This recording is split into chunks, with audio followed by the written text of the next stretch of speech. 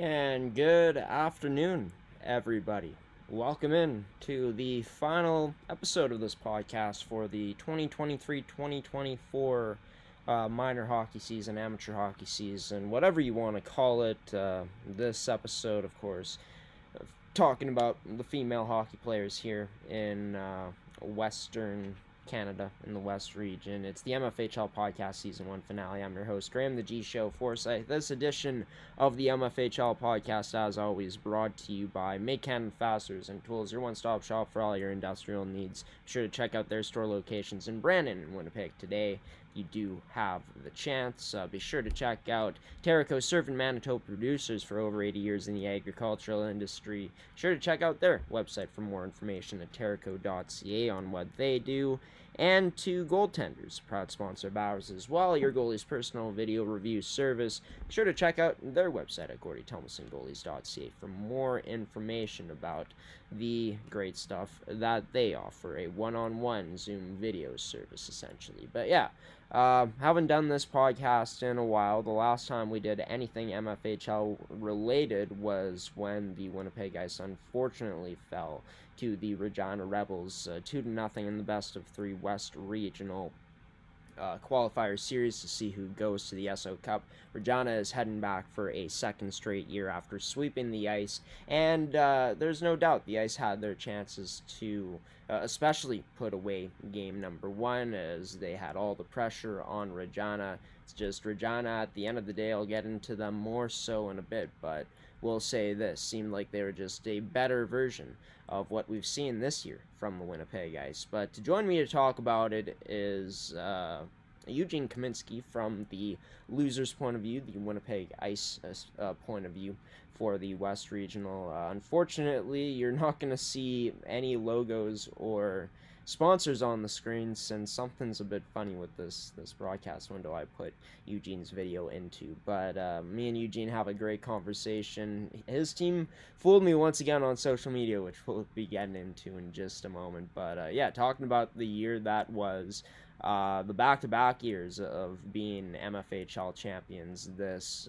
tough second year in a row loss to the Regina Rebels, and how this Winnipeg Ice team looks to move forward after losing 7 quality players this year's class of 2024. That's all coming up on the Season 1 finale of the MFHL podcast here on gshow.ca on G-Show Productions, brought to you by Make Cannon Fasteners and Tools, Terrico, and Goaltenders. Eugene Kaminsky, head coach of the Winnipeg Ice, join me for one last time here.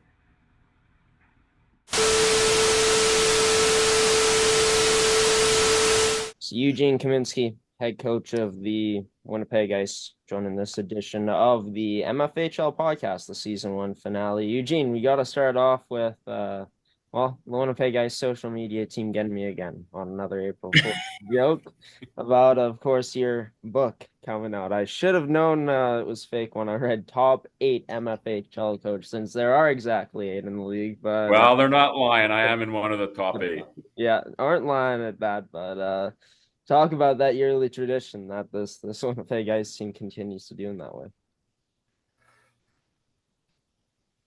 Yeah, no, I have a member of our media team seems to like pulling that every now and then.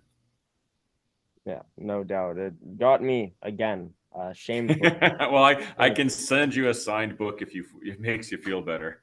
Maybe that could be a nice little touch in there for the whole situation. But the situation, as long as you display it on your bookshelf behind you, we're good. Yeah, display it somewhere along here, no doubt about it, and showcase it for sure next season. But this season for this Winnipeg Ice team, Eugene, I mean, it ends in disappointment once again, not being able to defeat the Regina Rebels in the SO Cup West Regionals, but leading into that 18 straight MFHL playoff victories, a team that finishes first compared to second last year, back-to-back MFHL champions for a team that only came into the league in 2018-19. Talk about, I guess, the pride you take in this year, even though it didn't end with this team trying to take it a step further this year. Yeah, I would venture to say that there's no doubt about it. I'm proud of every team that we've had, and every year there's always another measure of pride that you take within your team. And I think I wasn't too sure what to expect from this team, especially with many of our returning players after going through some heartbreak losses last year in the Western Regionals against Regina. Didn't know what type of bounce back we were going to have. We had lost quite a few significant players and contributors to our team, bringing in many new young players, and you didn't know how that was all going to fit and work together. But again, the pride I have from that is that there was a work ethic on this team that really just seems to be rolling over from year to year, and and I think I attribute that a lot to our leadership group. They had a goal in mind. They wanted to get back to Westerns. They wanted to have an opportunity to represent Manitoba at the SO Cup, and that was really their goal from day one. We talked about that in September, October, and that was their focus. And you can see that in every game we won throughout the season. There wasn't a huge jubilation in any of the victories we really had. It was just part of the process.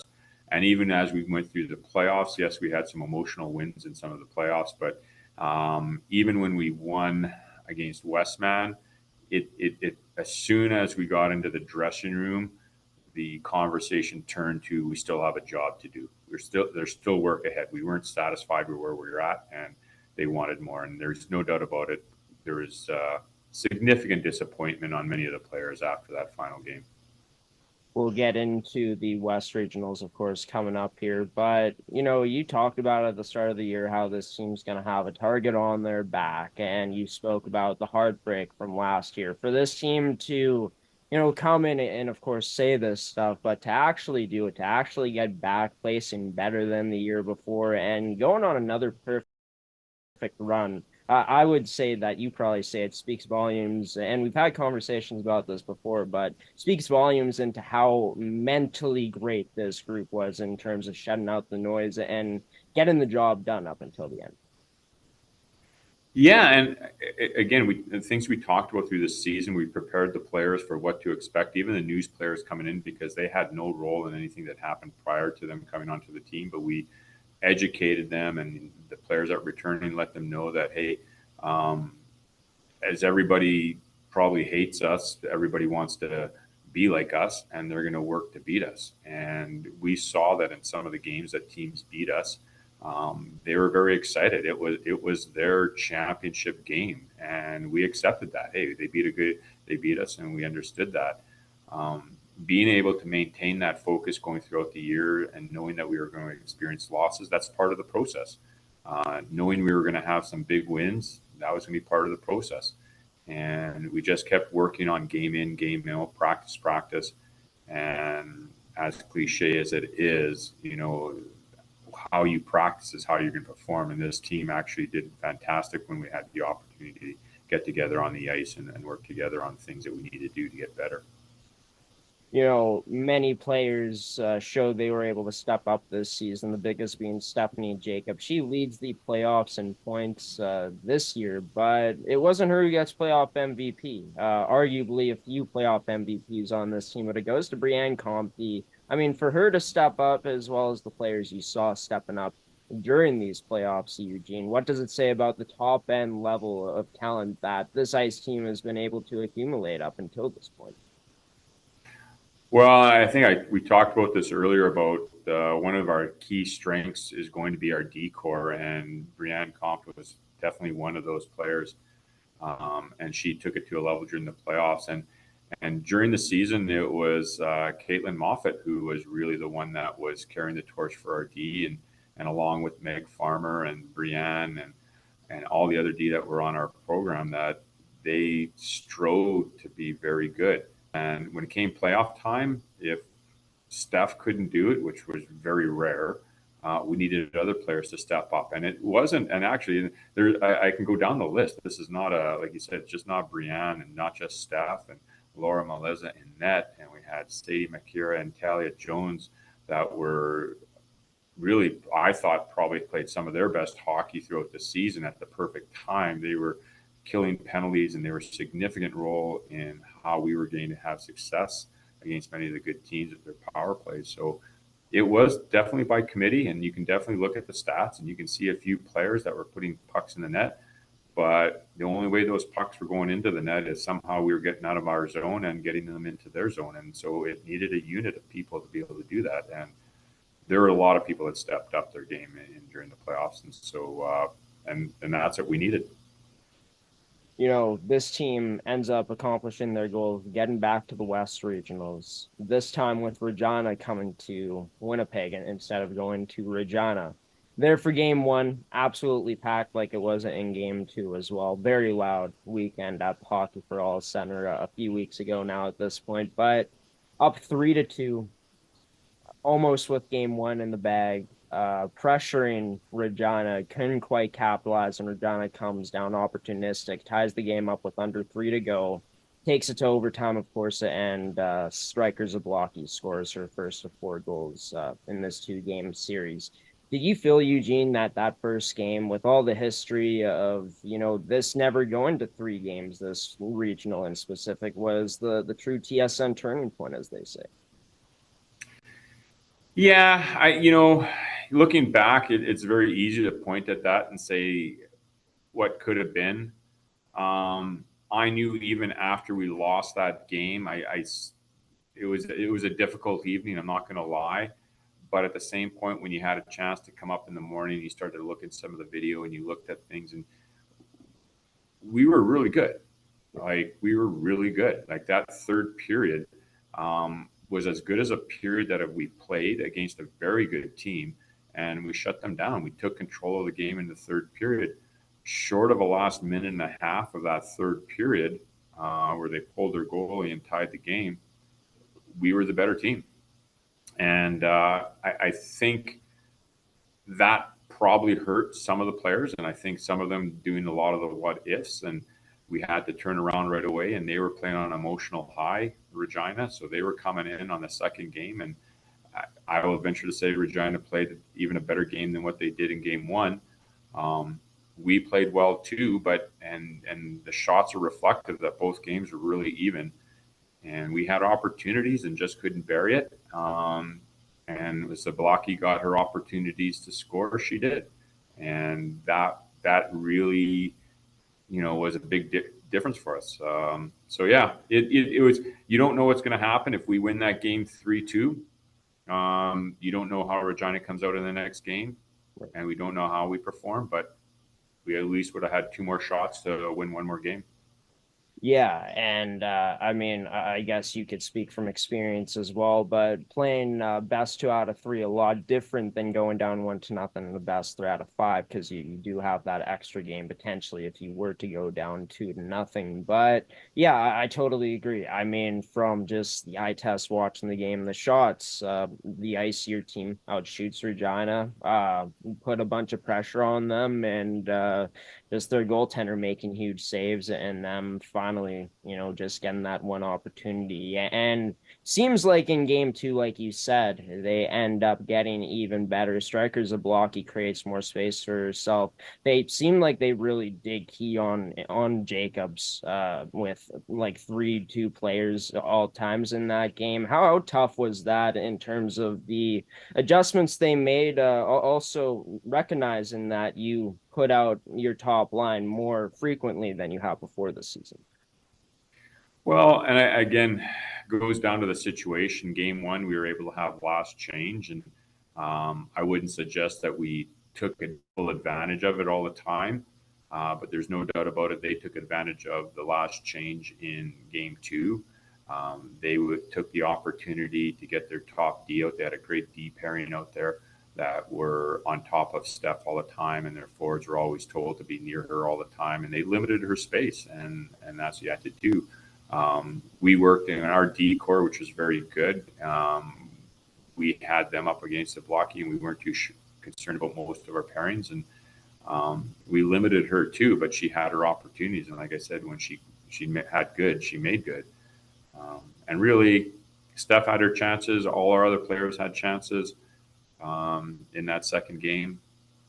Like I said, there's a few posts and crossbars, and if candies or sugars and nuts, all that, it would have been a great Christmas type of thing. But We just missed out, and it is what it is. Great experience. And I told the girls, we lost to a great team, and I wouldn't be surprised if they even win the SO Cup, and we were that close. But again, we're provincial champions, and nobody can take that away from you.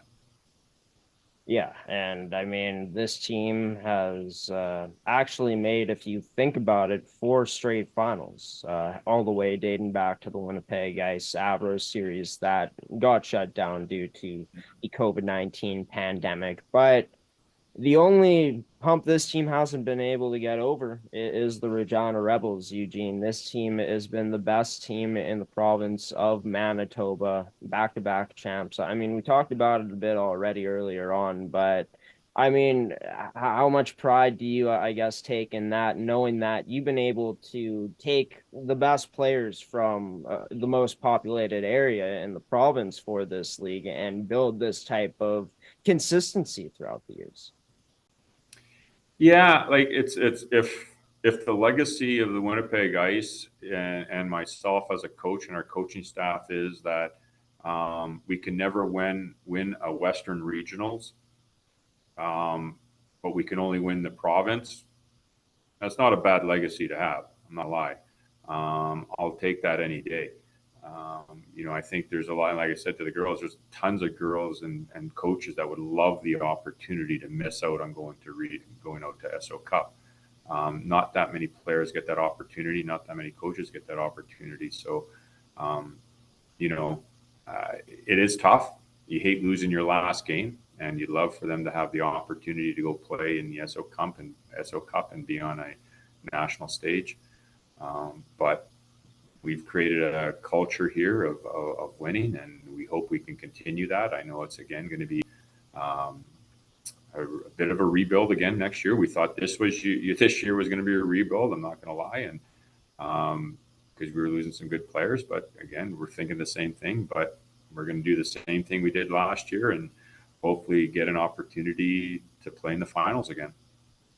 Yeah, and I think if history goes to show, you can never count out teams like this Winnipeg Ice squad, the Westman Wildcats, so many good teams in this league. We saw it this year, but the class of 2024, Eugene, I mean, it's a great one for this Winnipeg Ice team. Losing a player that had, you could almost argue, an historical year in Stephanie Jacob, Brianne Comte, Laura Melissa, other members of the D core in terms of players like Meg Farmer, Caitlin Moffat, uh, you know, as well as a player like Annika Russell up front. Alicia Ross not playing any games this year, but she'll also be aging out. Talk about, I guess, the holes that this team is going to be facing without these players. Obviously, can't quite fill every single hole with a player like another Stephanie Jacob, but that's going to be the goal, the look for tryout and what this team is looking for this year. Well, obviously, we're going to be looking to add some players that are going to be able to grow and develop and in being competitive individuals and hockey players moving forward. And that's one of the things we're going to be looking for. And one of the things we've looked at already is players that we think that would fit within our mold and our style of game. Individuals that are going to work hard and be a contributor. There's no doubt about it. With the loss of all the players that you just mentioned, opens up opportunities for many other players. And so, for coming into September, whatever our roster is going to be, there's going to be players for opportunities to take hold of certain situations. Obviously, power play time, penalty kill time, line combinations, deep pairings, and a number one goalie, whatever it might be. So those are opportunities, and like they said, the best ability is availability, and so there's opportunities for individuals to show what they have and take advantage of those opportunities. And some will flourish, and I know there's girls already I'm looking at that are returning next year that I'm very confident in that will fill many of the holes that will be left behind, and I'll be there if it's up to them if they want to run with it, and I'm very confident they will. Last thing, Eugene, about this class of 2024, like I said, led by Stephanie Jacob, Comp Dean, Melissa Moffett, so many players in this, Annika Russell as well, and there is a notable talk about what it was like, I guess, coaching them and what I guess the expectations would be for this group at the next level, given the success they had with this Winnipeg Ice program. You know what? It when you have players like that, it becomes very easy to coach. And what I mean by that is we were not dragging them out to practice. As a matter of fact, many of them would come to me, can we get an extra ice time in? Can we get an extra ice time in? And it wasn't so much to work on power play. It wasn't even so much to work on their shooting or play games. They wanted to get better through drills. They wanted to get better. They wanted to do extra workouts. They wanted to do more. So as a coach, when you have individuals like that, it makes it very easy to coach because now you're not necessarily having to motivate. You're just having to instruct. You're just guiding the ship. Really, that's all you need to do. The oars are in the water. They're going 100 miles an hour. You just have to make sure that rudder's going in the right spot. And they did. Like so, when you have the likes of that leadership group, they were great mentors for the players that are coming up and staying behind. And I told the girls in one of our last speeches for all those girls that are returning, take a look at those girls, learn from them, recognize what they did this year, and learn from it. And you will become that good player as well. So I'm hoping, like I said, they'll grab that torch and run with it. But like I said, coaching these girls, they have a competitive edge that is an inherent quality. That's something you can't coach. You have it or you don't. And all these girls to a T had that competitive edge. Everybody wants to win, but what are you willing to do to win? And how much are you preparing yourself to win? Everybody will walk into a game day in a dressing room and say, "I want to win," but how much time did you put in days or hours before to prepare for yourself to win? And these girls, for what all the prep they did, they're going to have a lot of success next year because they've already have the good habits. No matter where they end up playing, no matter what they choose to do and what role they take on, they're going to have a significant impact on their respective teams. And so I'm looking forward to following them because not only are we going to take pride in the fact that they're going to have success, but when they go into those teams and people recognize where they came from, that's also going to give a badge of honor for the Winnipeg Ice coming forward because that's going to give us a lot of respect for across the country where these players came from. No doubt about it. A fantastic class of 2024 that did something that not many teams have been able to do in the MFHL, which is go back to back, only failing to beat one team, being the Regina Rebels. This team going to be coached by Eugene Kaminsky again next season. We'll be looking to get back to the finals again, of course. That's always the goal, I think, with the Winnipeg Ice, with the standard that's been set. Eugene, thanks for taking the time. Enjoy the off season, and yes, before you know it, we'll be connecting here at some point next year. You take care. Yeah, Graham, thank you for everything. And on behalf of the Winnipeg Ice and even the league, I want to thank you for all the interest and time you've taken in our league and on the players. And given them the opportunity to have that exposure, that has a significant impact on their development and their pride in the game. So I want to thank you for everything you've done for us as well. It's our pleasure, Eugene. Thank you to you and the rest of the league for having us this year, be able to broadcast this fantastic league of the top female players at the U18 AAA level in Manitoba. Head coach of the Winnipeg Ice, Eugene Kaminsky, joining the MFHL podcast finale. And Eugene Kaminsky, bench boss for the Winnipeg Ice, joining this edition of the MFHL podcast. Great to see some sponsors, the title of the podcast, our logo back up on the screen. Yeah, ran into some difficulties right beforehand with all of this text being discombobulated in different places if we were to adjust Eugene's broadcast window. But it was great to have him on the show. I mean, they've been the model, I think, throughout their time being in the MFHL in terms of the measuring stick of success at this point in this 5-year span. I mean, no worse than a Final Four finish since joining the league in 2018-19 and making it to their, of course, 4th straight final this season, technically, on paper. As once again, that Ice Avros final, we never get to see that one happen. Man, what a classic that could have been.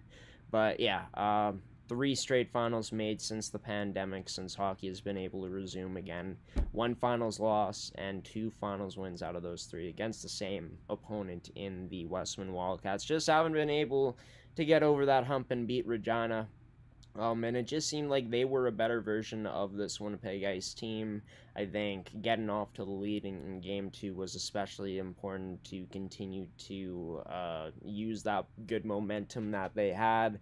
Winning game 1 in general, of course, was a huge dagger. I feel like not only the fact that they won it, but the fact that the Ice had a 3-2 lead, as mentioned, heading into the final 3 minutes of that game, and then giving up those 2 goals essentially quickly, as it didn't last longer than 3 minutes in OT. Tresic, the goaltender for this Regina Rebels team, was big time too. And when you have as much pressure as Winnipeg did in that matchup they had in game 1 against the Regina Rebels, and your goaltender's making huge save after huge save, that's big time. They really did limit Stephanie Jacob as well, kept her to the perimeter, forcing her to take shots not as close in as she is usually accustomed to having it in those opportunities. In that game too was a terrific game plan by Kim Perpelik and his coaching staff. And look, for this Regina Rebels team, like the Winnipeg Ice, they proved that they can win in many different ways this year. They were down in game 1, had to come back, and that was a huge one, them winning that, as well as in game 2. I mean, playing an even better game this time, I believe, out shooting the Winnipeg Ice, and their best player just being better than the Winnipeg Ices and Stephanie Jacob, and overall the best players for Regina being better than the best players for this Winnipeg Ice team throughout this series. Striker Zablocki, an unreal talent in this province of Saskatchewan, not this province of Manitoba, but in the province of Saskatchewan. A player that really elevated her game at the highest levels this season. 40 goals in the regular season, 7 goals in the playoffs, and 4 in the West Regionals. I had a chance to catch up with her earlier on this week, bringing this interview to you now in the finale of the MFHL podcast, to ask her what it was like winning the ESO Cup West Regionals again, the hopes and aspirations that Striker and her teammates have for this upcoming ESO Cup, trying to finish higher than their bronze placing from last season, the year it's been with this Regina Rebels team, and some other things that Striker's been keeping herself busy with during this hockey season. You're watching the MFHL podcast. Stick around for more. Coming up after this transition, Striker Zablocki, superstar of the Regina Rebels, coming up next.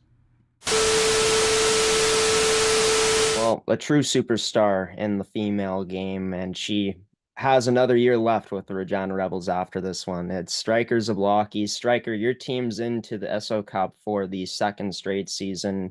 Won bronze last season, but we had a chance to cover both the West Regionals qualifier games against the Winnipeg Ice. Take me through what that was like, experiencing victory once again against the Manitoba champions. Yeah, it was amazing. Obviously, we want to go for gold this year at ESO. And the Winnipeg Ice, they were a super tough team. So it was a really good challenge for us. And it was some great hockey to play before we go to nationals.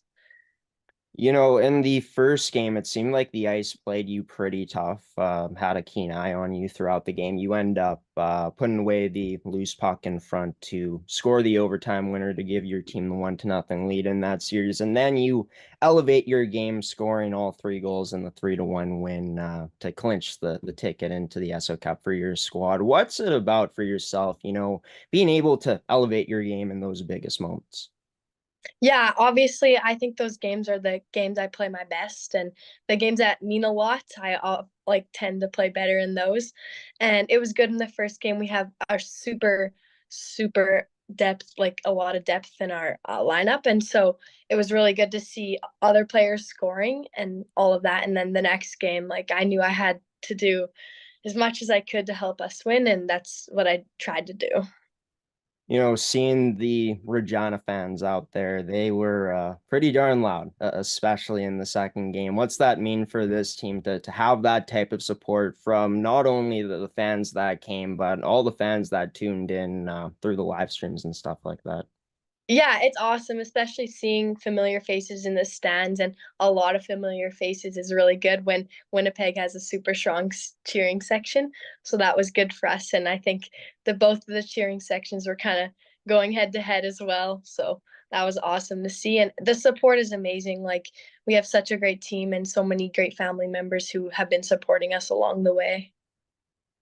For this team, not much adversity in terms of, I mean, you girls go on like a 24 game winning streak heading into the ESO Cup West Regionals, now extending it to 26 games. But there was a bit of adversity in terms of a change of the coaching staff. Kim Perpelick, I had a chance to talk to him, and he felt like this team really did respond well to it when the new coaching staff did come in. Talk about this team's ability to handle that type of adversity and what it led to.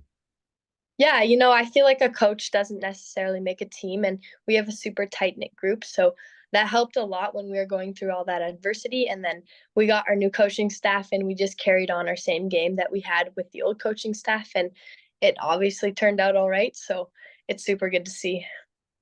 This team ends up going to the ESO Cup last season, improving on the record this season, being even better. It's a lot of returning players from that team, a good chunk of rookies as well this season. Talk about from the returning players side of things, from your point of view, what you felt was, a key part in terms of this team being able to find that consistency and be able to clinch your spot into the national championships once again. Yeah, I think at the end of the day, it comes down to how tight knit our group is. And we have a bunch of amazing girls on our team, and there's no drama or anything. And so that helps with the chemistry on the ice as well. And I think there's no jealousy, there's no envy or anything. No one cares who scores as long as someone's scoring. So that also helps because we need support throughout the entire bench. And going into ESO last year was an amazing experience. So all the vets are kind of explaining to the rookies that it's going to be super fun, and all the rookies are excited to get started with that too. You mentioned the depth throughout the lineup. This Rebels team had a lot of it this season, but in terms of goals, you end up improving from 25 goals in your first regular season to 40 this year, going from 40 points to 65 points this year. Did you feel it was just in terms of your confidence having that year under your belt in the league that was able to allow you to take your game to that next level, or was it something else this season? Yeah, I definitely think it was the experience. And coming into this year, I was a lot more confident than last year just because, like you said, I had that experience under my belt. And throughout the summertime, there was lots of development and lots of skating. So that probably also helped as well. But at the end of the day, I think the more years you have, the better you're going to play and the more confidence you're going to have, which definitely helps the game.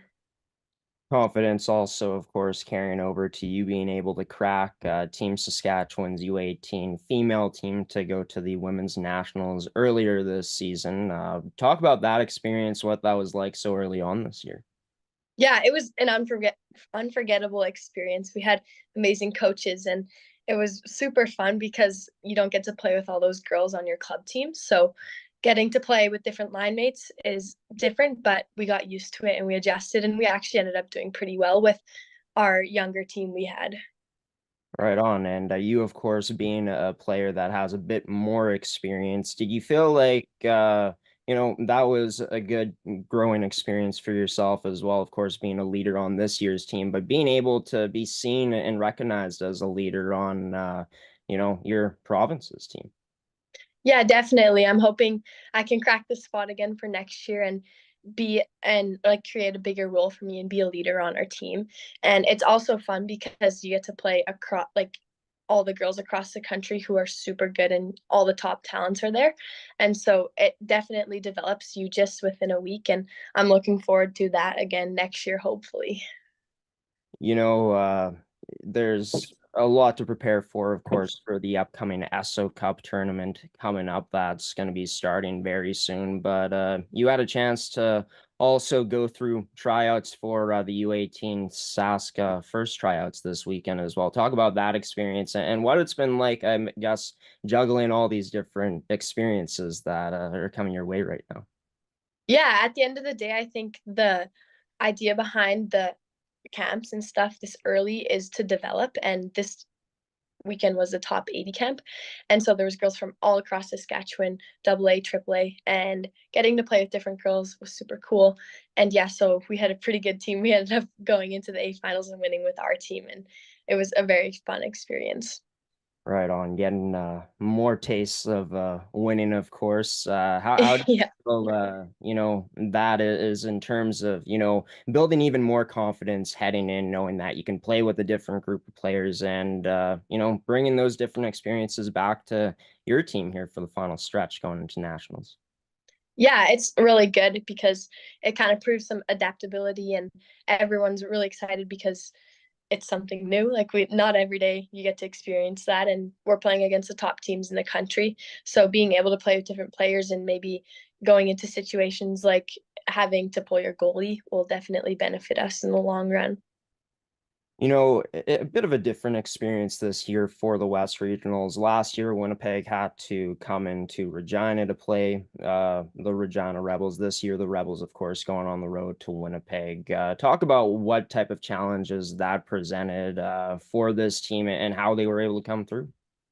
Yeah, having to stay in hotels, eat different food, all of that is a change, and you're not on your home ice, so you're not used to playing in those rinks. But at the end of the day, we just kept it simple and relied on our habits. And I think whatever rink we play in, it doesn't matter too much for us because we've got a pretty good team. For sure. And, as long as you got the skill, you could translate that anywhere for sure. And this Regina Rebels chock full of it. But do you feel like that could be, I guess, beneficial heading into this year's ESO Cup? Of course, having to stay in hotels again. There's returning players this year, but of course, a good chunk of rookies to this year's Rebels team. Do you feel like having that preparation, I guess, of going on the road and going through that routine early could pay dividends for this team potentially at the Nationals this year? Yeah, definitely. We have 7 games in 7 days, so we have to get comfortable as quickly as possible. And I think that won't be a problem for our team as we're pretty used to it by now. Yeah, and I guess that would be my next question. What's the preparation been like from this Rebels team? Is it kind of been the same as all season long, or has there been a bit more ramping up of the intensity as the tournament comes closer and closer? Yeah, it's definitely a little different. We've been ramping up the intensity, like you said, working on our systems, working on little plays that we're going to need to use in ESO, and not necessarily working on like stuff like bag skating and conditioning because at this point in the season we already. I think the biggest thing is just keying in on the small details and fixing that before we head off to ESO. Last season, this team ends up coming out with a bronze medal at the ESO Cup, looking for gold this season. I think you kind of spoke to it already, like the little details, right? Do you feel like that could truly be the difference? Because this Rebels team definitely has the skill, but it's about execution, of course, at the end of the day. Do you feel like, working on those little things are also going to benefit this team down the stretch in a in 7 days run?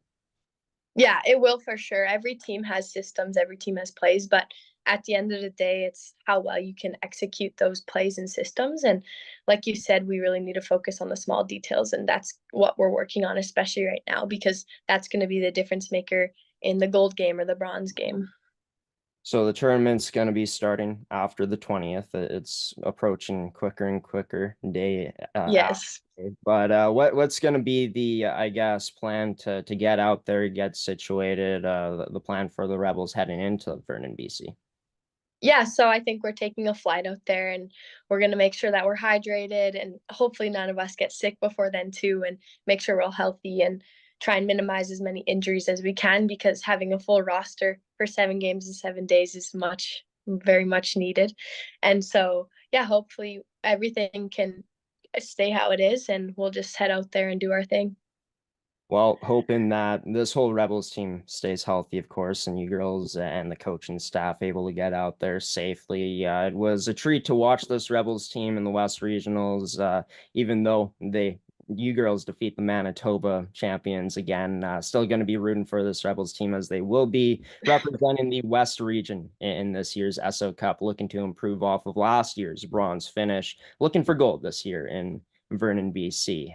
The superstar of the Regina Rebels, number 21, Striker Zablocki, joining this edition of the MFHL podcast on the finale of this season for season 1. Striker, thanks for taking the time and best of luck this year at Nationals. Thank you. And there she is, Striker Zablocki, joining this edition of the MFHL podcast. Thought it would only be fair to have a Saskatchewan player on because they end up being the victors again out of the West region. Best of luck to them. Heading to the SO Cup for a second straight year, of course, been talking about it, but this team finished bronze last year at the National Championships, looking for a bigger finish this year, a better finish, like Striker said. But yeah, Regina comes in as, you could argue, one of the favorites, a 31-3 record with their regular season playoffs and postseason record combined, or I guess they'd be 32-3 at that point. 25-7-2 for the Pacific Champs and the Edmonton Junior Oilers U18 AAA team, the Quebec champions, 28-3. The North York Storm, who are the Ontario champions, 22-4-3 record. The Atlantic champs with a 35-3-1 record in total heading in. And the host team, the Thompson Okanagan Lakers, with a 26-9-2 record. The tournament starts off on Sunday, April 21st, so coming up in 2 days' time, and will run all the way until April 27th. 7 games in 7 days. The marathon starts to see who claims national championship supremacy here soon, out in Vernon, BC, near the Pacific Ocean, or at the Pacific Ocean, at that in British Columbia. But yeah, going back to the game 2 of that West Regional qualifier between the Ice and the Rebels. The Ice ended up tying it up at 1 apiece. It was Cassie Carvalho who ends up scoring an absolute rip past Tresick, but where it really turned is the Ice get into some penalty trouble. A very disciplined team this year, but the Regina crowd starts to get loud and gets even louder when Striker Zablocki basically takes it end to end. Zooming through the Winnipeg Ice defense, cutting to the net, waiting out Melissa before finishing. What a highlight reel goal it was. And it sucks that our camera was switching the angles. It ended up freezing up right as Striker made that move to the net. An absolute beauty, though. Gotta believe me, and caught some of it on gshow.ca. But yeah, the Regina crowd was electric for the parents who came out. Regina battled through their adversity in that game 1 to come back, tying it with under 3 to go. Scoring an OT was absolutely huge, and like Eugene alluded to, this team riding their momentum into a game 2 where they make good on it and play even better. Rode the energy that the crowd had. Their best player in Striker Zablocki, who scored all 3 goals in the 3-1 win to clinch their spot into another national championship tournament at the SO Cup this year in Vernon, BC. We're going to take another transition, then I'll be back here to kind of give you an outlook in terms of who's projected to come back for all 8 teams in the MFHL next season. Look at who won the awards for one final time. I don't believe we've done that actually yet here. And some final words on the Season 1 finale of the MFHL podcast, brought to you by goaltenders Terrico and McCann Fasteners and Tools, as you've seen.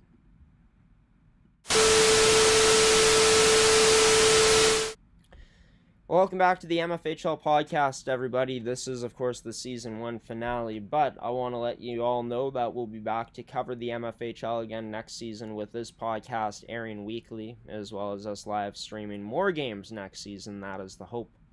Introducing a blog again into next year. Going to have an all-new layout, all this great stuff coming, more graphics, more B-roll, which is highlights and game tape, stuff like that. Very exciting stuff. We're months away from that happening in terms of the final product coming. I've already been designing the stuff for next year to really make this podcast and the others on our network pop. So if you don't want to miss that next year and you want to check out us, who I'd say, you know, we're looking to be the number 1 source in female hockey coverage at the AAA level for the MFHL here.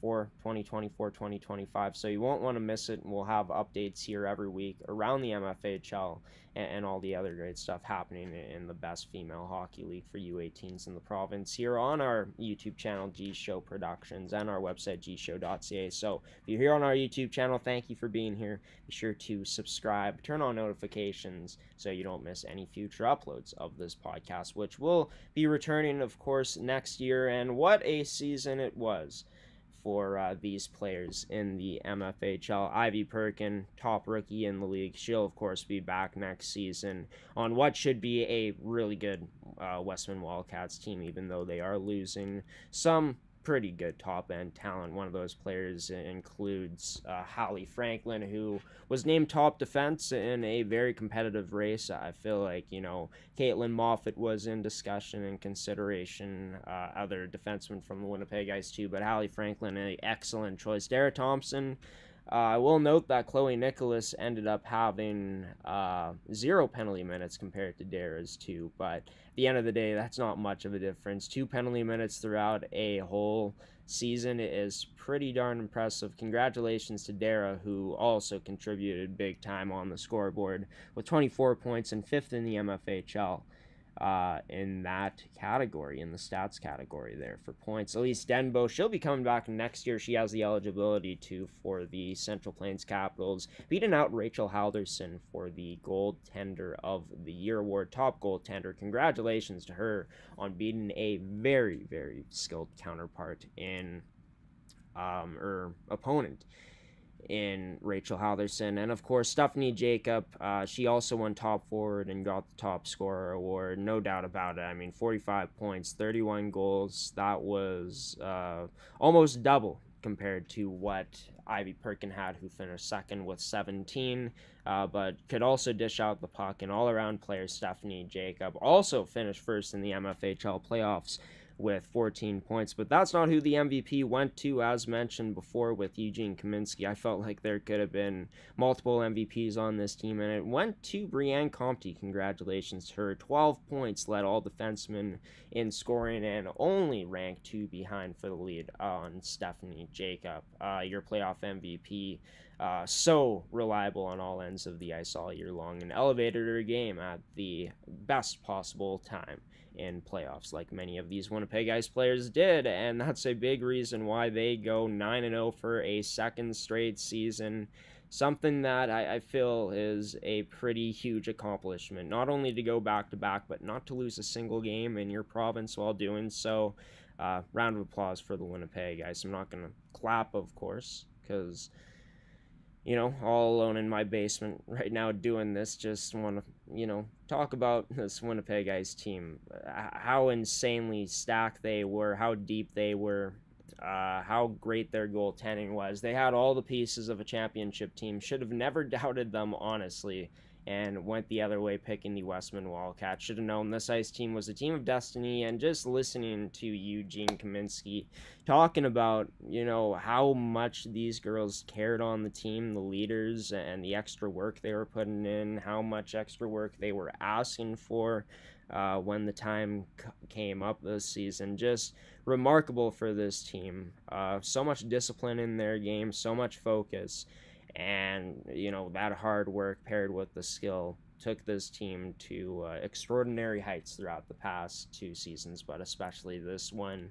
As I feel like, I've never won a championship, but I feel like winning one is special, but winning that second one on a back-to-back, the challenges that come with that, you'll have a target on your back, and they answered the test at every single turn. Pretty much this season. Just didn't have enough to beat the Regina Rebels. And for this Winnipeg Ice team, they're losing the likes of Stephanie Jacob, Laura Melissa, Brienne Comte, Meg Farmer, Caitlin Moffat, right? The list goes on. Annika Russell as well, as mentioned. But 7 players going out from that program.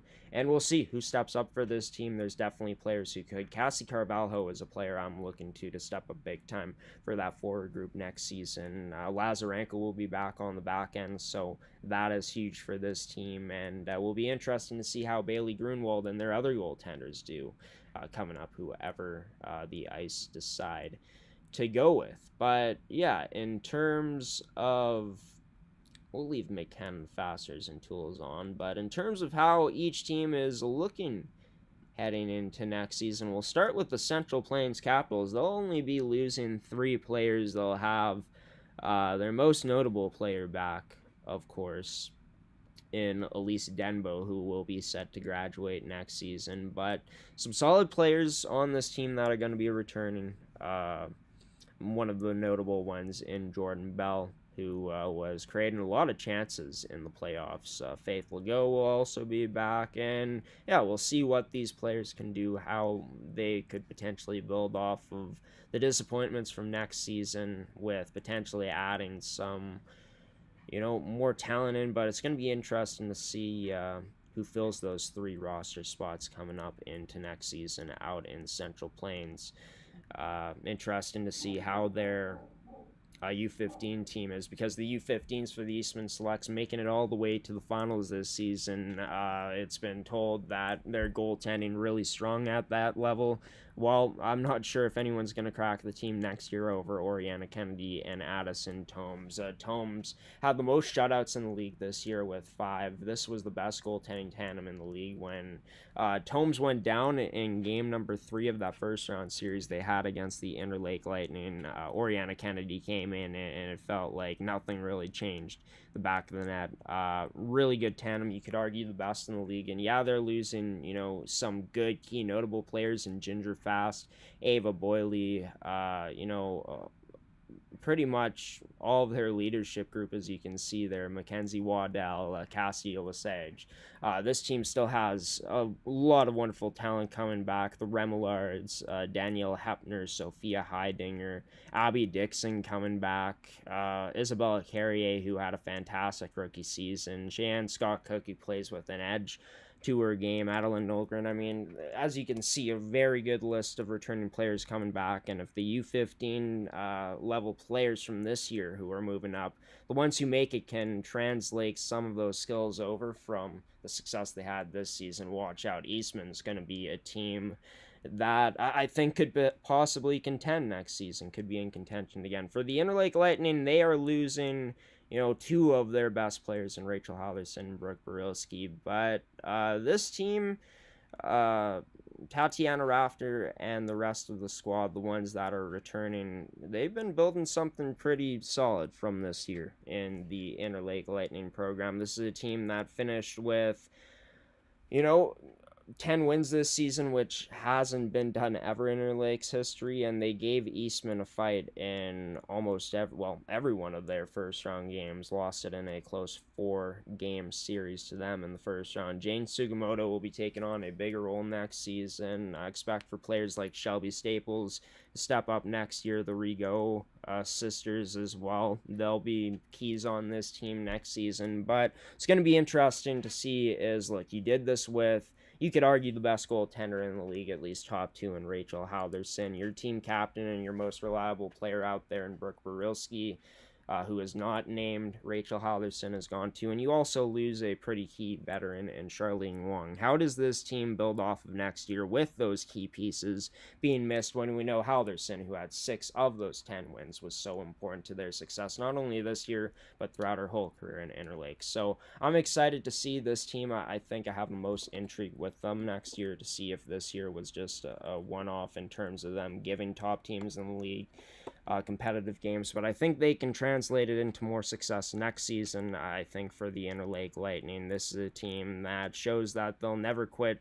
They're going to have more players coming next year who tried out for Winnipeg teams, probably, that'll be trying out for this one that didn't make it, that'll be motivated to join a team like this to possibly beat one of those top end Winnipeg teams. So yeah, I think that Interlake, it's all about how you build off of this year to next year, how those players from this year take this year from learning experiences and build off of it, have a really good summer, and you could be in business coming up next season in terms of being another pain in the butt for these teams in the MFHL, for many of them. For the Pembina Valley Hawks, a team that is going to be losing some really good talent, Naomi Scharf,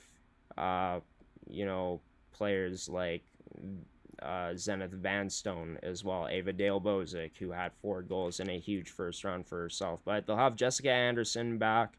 They'll have another year of their goaltenders in Cassia Rakowski as well as Vea Willis, depending on if those two decide to both come back or not. But Pembina Valley, a team that, had some signs of good play early on in the season, but really fell flat throughout it. They had a really good first round in terms of challenging the Westman Wildcats, only losing them by 1 goal in each of their games against them. So they showed they have some good stuff. They're losing, quality players due to them aging out. I'm going to be interested to see how this team does next season in terms of how they build around, the players coming back again, like Jessica Anderson and Abigail Brigg as well.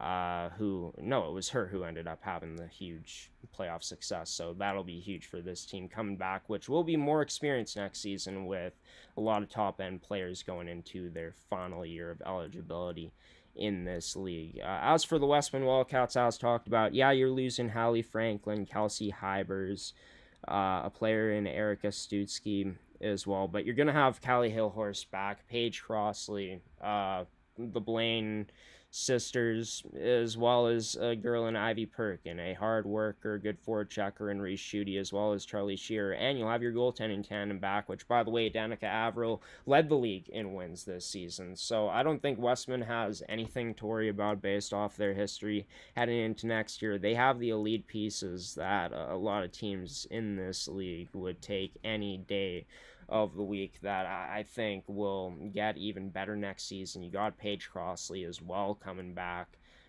So the top end talent is there. Westman has really good teams year in and year out. They're consistent. Look for them to take some good talent coming up next year, placing them on their teams, and for this team to come together to have some more great success next season. A team that I feel like could be pretty good defensively again, and could see their offensive stars take an even bigger step coming into another year with experience under their belt into the Westman Wildcats program. For the Winnipeg Avros, this is a team that is losing some key players when you look at their captain and Sienna Price, Mackenzie Lizotte, Isabella Huckuluk, Rory Lubke. These 4 players played huge roles for this team, but you're getting one of the best rookies in the league back. If it wasn't for Ivy Perk and having as great of a season as she did, I could have seen Ivy Perk, or I could have seen Rio Pierre getting that Rookie of the Year award. She was that good. Looked like she was ahead of her years, ahead of her time in the MFHL this year. Maddie Sylvester and Adriana Almeida will be back for this team. And Evie West, one of the best skating defensemen in the league, is going to be back as well. Those are the stars for this Winnipeg Avers team. They got good role players around them already that can do more than their roles ask of them to do sometimes. Very versatile team, and a team that, of course, is going to have a pick from the strongest area in the whole league, which is the Winnipeg area, coming up in the draft that them and the Winnipeg Ice do in their tryouts, which will be coming up in a few months. But with Ashley Van Aglen still searching to get a championship, to guide this Avers team to a championship, and Eugene Kaminsky proving that he's been able to lead a Winnipeg Ice team to success with less years of experience as a franchise. I don't know if Ashley would say it, but maybe that could be eating at her a bit, and she's itching to really get that championship. So expect for a really motivated Avros coach next year with Ashley Aglin behind the back, and for these players returning to be motivated, and for that strong culture to come through for the Avros to be in the contending conversation once again. We will go with 2 more teams here. The defending champs in the Winnipeg Ice. They're losing Compte, Farmer, Jacob, Melissa, Moffat, Ross, as well as Russell, but they'll have solid players back. Avery Lazarenko is coming in as the leader of that back end. She'll have Aaliyah Texiera back. Chloe Nicholas will be heading into another year in the league. What a year she had, leading the league in assists.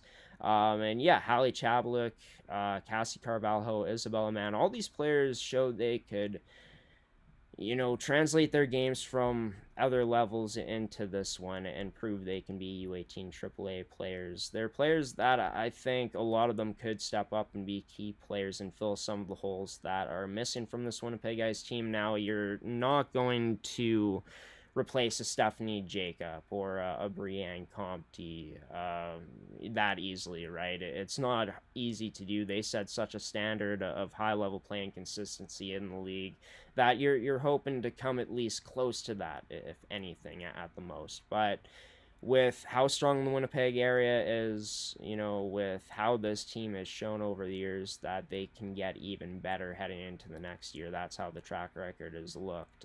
Look for Winnipeg to once again be in championship contending status again next season. And the last team I want to talk about, the Yellowhead Chiefs. Now, this is a team that, if it was the year for them to win a championship, this was the year. They'll be losing arguably the most top-end talent due to players aging out, in terms of Hannah Ray leaving, Dara Thompson, Maya McGregor. That's 3 of their top 5 scorers, right? They're also losing goaltender Natalie Rampton, Nadia Nickel on the back end, a lot of players on the back end, and Reese Boguski and Faith Burtnick. So if he's still coaching next year, Derek Tibbetts is going to have his work cut out for him to get this team, among the contenders. Now, I'm sure he will, because Yellowhead has proven they can be in that place. But even with their top-end talent, right, this wasn't a team that was able to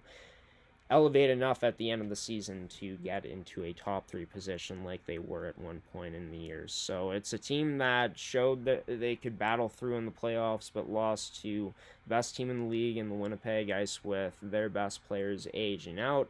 I'm going to be interested to see what type of talent is coming up in Yellowhead next season, but it's going to force players like a Kirby Gray and a Grace Kirk on D to step up next season, right, with these top-end players missing Erica Miko as well on the back end, Emma Pollock, Jordan Woloski out there too. So many, things that are going to be interesting for this Yellowhead Chiefs team next season.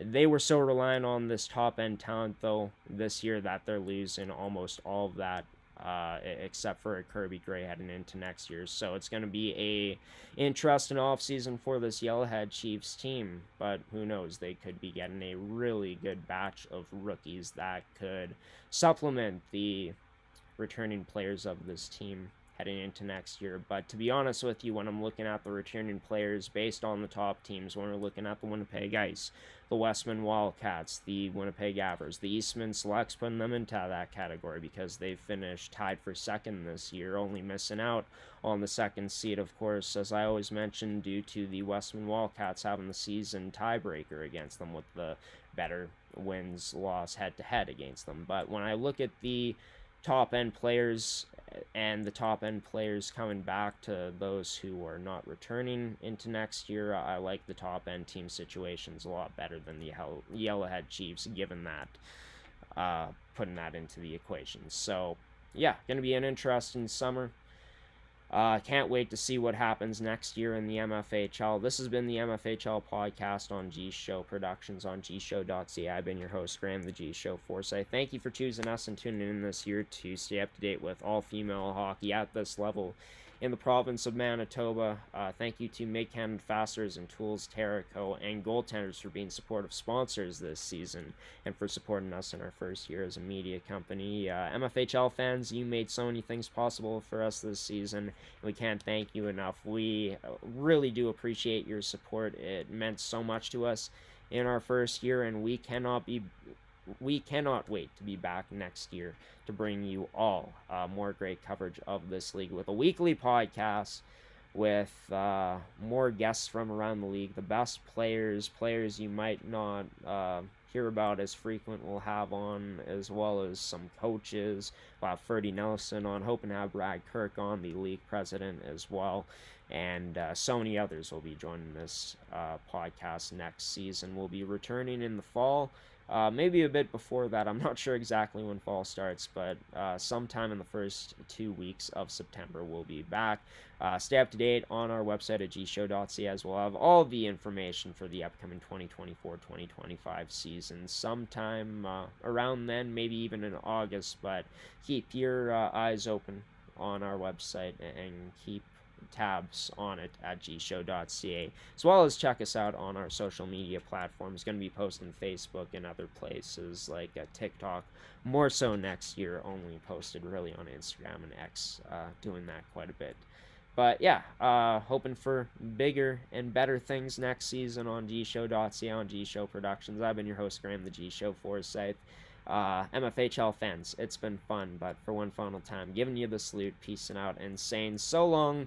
The Winnipeg Jets podcast here on Network returning tomorrow, and the finale of the MMJHL podcast is coming to you all this Sunday. That is the plan. But yeah, for you, Manitoba Female Hockey League fans, U18 AAA, we will see you for another MFHL season coming up in 2024-2025. See you in September, everybody. Take care, everybody.